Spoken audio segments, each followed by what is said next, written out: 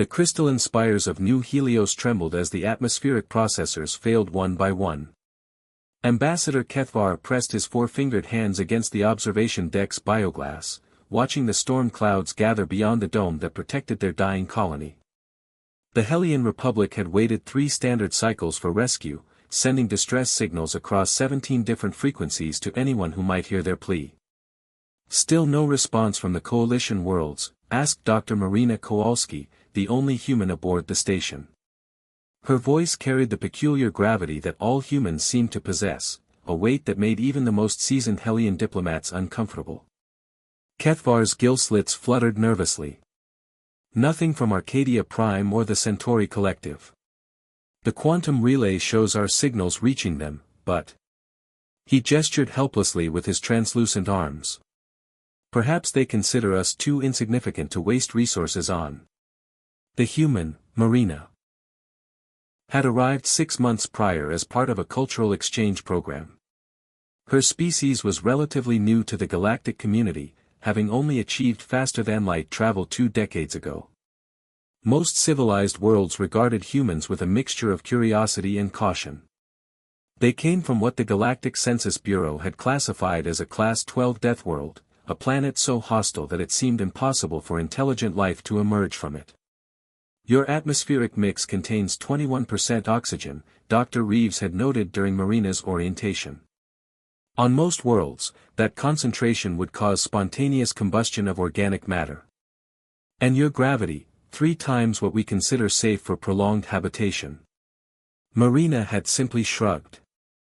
Earth isn't that bad once you get used to it.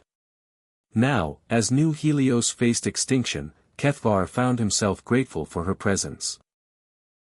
While his people had grown increasingly despondent with each passing day, Marina maintained an almost disturbing level of calm efficiency. "What about your homeworld?" Kethvar asked, though he already knew the answer. Earth was 47 light-years away, far beyond the range of their emergency transmitters. Marina's expression remained unchanged. "I sent a message 3 days ago through the quantum entanglement communicator in my personal effects. Military grade, bit of a long story how I got it." 3 days ago. Kethvar's bioluminescent patches flickered in surprise. "Why didn't you mention this?" "Because I wasn't sure they'd come.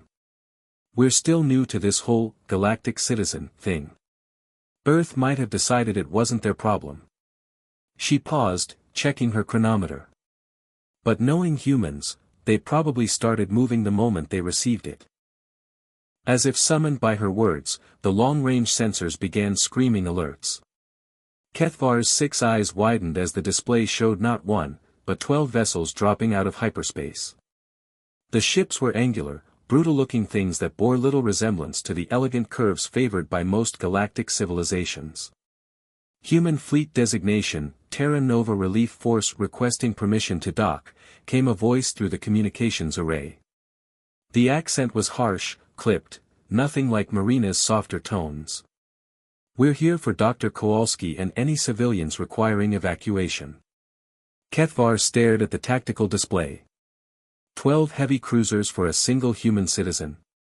Marina smiled, an expression that showed her species' predatory teeth in a way that should have been threatening but somehow wasn't. "We have a saying, no one gets left behind. It's more than just words to us." Over the next 6 hours, Kethvar watched in fascination as the human crews worked with ruthless efficiency. They didn't just evacuate the Hellion colonists, they stabilized the failing life support, repaired the atmospheric processors, and established a temporary defensive perimeter around the system. When pirates had attacked similar colonies, the standard galactic response was to file incident reports and request diplomatic negotiations. The humans had brought enough firepower to glass a small moon. "Your people," Kethvar said to Marina as they watched the final refugees board the human ships, "they're not what we expected." Marina nodded, understanding. The galaxy was looking for friends. Instead, they got us, survivors from a world that tried to kill us every single day. We know what it means to need help, and we know what it costs to provide it. As the human fleet prepared to depart, Kethvar realized that perhaps the galaxy hadn't gotten friends at all. They had gotten something far more valuable, protectors who understood that sometimes, friendship meant being willing to fight.